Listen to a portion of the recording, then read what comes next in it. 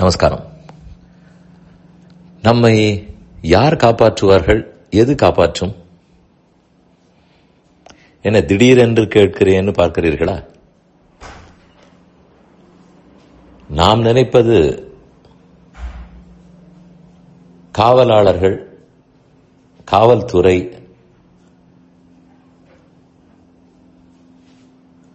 நம்மிடம் இருக்கக்கூடிய தற்காப்பு கலை, ஆயுதங்கள், இதெல்லாம் நம்மை காப்பாற்றும். கிரில்லு, பூட்டு, சிசிடிவி, இது முதலானவைகள்லாம் சொத்துக்களை காப்பாற்றும். இதுதான் பொதுவாக நாம் நம்புவது. இது தவிர எவ்வளவோ டிஜிட்டல் ஆபத்துகள், அதெல்லாம் காக்க வேண்டும். ஓடிபி, டியூவல் ஆத்தென்டிகேஷன், இதை போலெல்லாம் எவ்வளவோ செக்யூரிட்டி ஃபீச்சர்ஸ், இதெல்லாம் காப்பாற்றும். ஆனால் இப்போது நான் வாசிக்கப் போவது ஆச்சரியமாக இருக்கும். இப்படி கூட சிந்திக்க முடியுமான்னு தோன்றும்.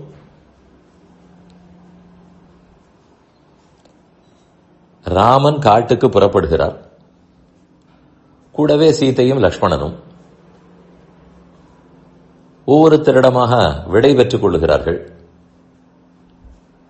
அப்போது கௌசல்யிடம் வருகிறார், வணங்குகிறார். முதலில் கௌசல்யை வருந்தினாள், பின்னால் தேறிவிட்டாள். தானும் கூட வருவேன் என்று சொன்னாள். ராமன் அது கூடாதுன்னு தடுத்து விட்டார். பின்னர் ராமனுக்கு ஆசீர்வாதம் பண்ணி எல்லா மங்களங்களும் உண்டாகட்டும் என்று கூறி அனுப்பி வைக்கிறாள். அப்போது காட்டில் உன்னை இன்னன்னார் காப்பாற்றட்டும். இதில் ஆச்சரியம், இவ்வளவு பெரிய படை பலம் இருக்கும் சக்கரவர்த்தியாக இருந்தாலும் ஒரு வீரரை கூட ராணுவத்திலிருந்து கூட அனுப்ப முடியாது. தனியாகத்தான் போயாக வேண்டும். அதுதான் அவர்கள் நிலை. அதற்கென்று காப்பது இல்லாமல் போகலாமா?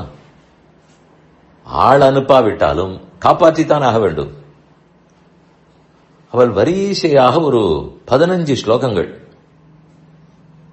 எல்லாம் அயோத்தியா காண்டத்தில் உள்ளவை. இது காக்கட்டும், இது காக்கட்டும், இது காக்கட்டும் என்று பட்டியலிட்டு சொல்லுகிறாள். சிலவற்றை கூறுகிறேன். பித்ரு சுஷ்ரூஷயா புத்திர மாத்ரு சுஷ்ரூஷயா ததா சத்யேனச்ச மகாபாகோ சிரம் ஜீவாபிரக்ஷிதா. நீ தந்தை காட்சி இருக்கும் தொண்டு, தாய் காட்சி இருக்கும் கைங்கரியம், உன்னுடைய உண்மை, சத்தியம், இவையெல்லாம் உன்னை ரட்சிக்கட்டும். இது என்ன கத்தியா துப்பாக்கியா, இது கூட வருமா என்று நமக்கு தோன்றும். ஆனால் அவள் சொல்வதிலிருந்து உண்மை புரிந்து கொள்ள வேண்டும். இவை காப்பாற்றும், நமக்கு தனி சக்தியை கொடுக்கும். அத்தோடு சைலாக விருக்ஷாக க்ஷுபா ஹிரதாக பதங்காக பன்னகாக சிம்ஹாஸ்தாம் ரக்ஷந்து நரோத்தம.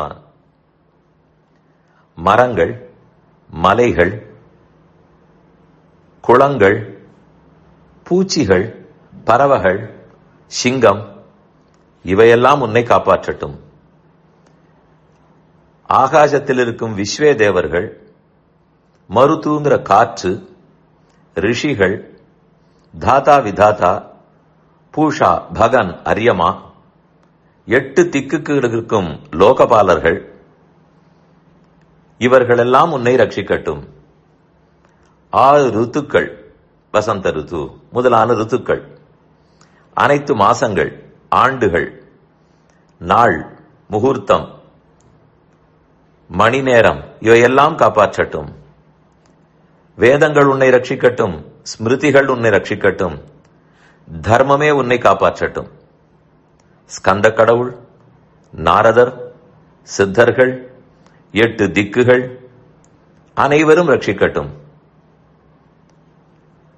சமுத்திரம் காப்பாற்றட்டும், ராஜா வருணன் ரட்சிக்கட்டும், ஆகாயம் காக்கட்டும், பூமி காக்கட்டும், அக்னியும் வாயுவும் உன்னை ரட்சிக்கட்டும். நட்சத்திரங்களும் கிரகங்களும் தெய்வதைகளும் காப்பாற்றட்டும். இரவு பகலும் மாலை பொழுதும் ரட்சிக்கட்டும். கலா காஷ்டை முகூர்த்தம் முதலான நேரமெல்லாம் காப்பாற்றட்டும். காட்டில் சஞ்சரிக்கும் அனைவரும் உன்னை ரட்சிக்கட்டும்.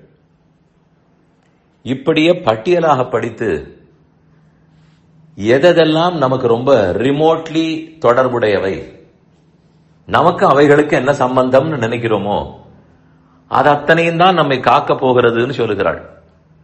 உண்மைதானே? நிலம், நீர், காற்று, நெருப்பு, இது முதலானவை நம்மை காக்காமல் நாம் வாழ முடியுமா? ஆபத்தும் அவைகளால் தான், சம்பத்தும் அவைகளால் தான். மிருகங்கள், பறவைகள், சித்தர்கள், சாரணர்கள், தேவர்கள், திக்குகள், சூரியன், சந்திரன், நேரம், காலம், இரவு, பகல், மாலை, குளம், மலை, மரம், எத்தனை! இப்படி சுத்தி இருக்கிற அனைத்தும் உன்னை ரட்சிக்கட்டும். நாம் நினைப்பது இவைகளெல்லாம் நம்மை எதிர்க்கும், இவைகளால் ஆபத்து வரும், துப்பாக்கியாலும் கத்தியாலும் காவலாளிகளாலும் காப்பாற்றிக் கொள்வோம். இது நாம் நினைப்பது.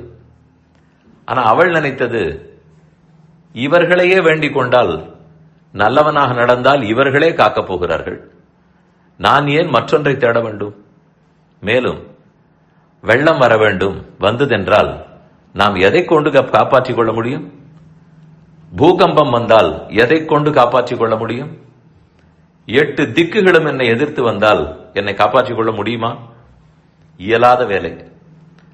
அதனால் தான் இவர்களெல்லாம் உன்னை காப்பாற்றட்டும் என்று சொல்லி அமைத்தாள். நம் பாரத தேசம் எந்த எண்ணத்தில் இருந்திருக்கிறது? இத்தனைக்கும் அவர்கள் என்ன சண்டை போட தெரியாதவர்களா? தற்காப்பு கலை தெரியாதா? நம்மை போலவா? இல்லை, பெருவீரர்கள். ஆனாலும் இப்படி சொல்லியிருக்கிறார்கள்னால் அதன் ஆழத்தை சிந்தித்து பார்க்க வேண்டும்.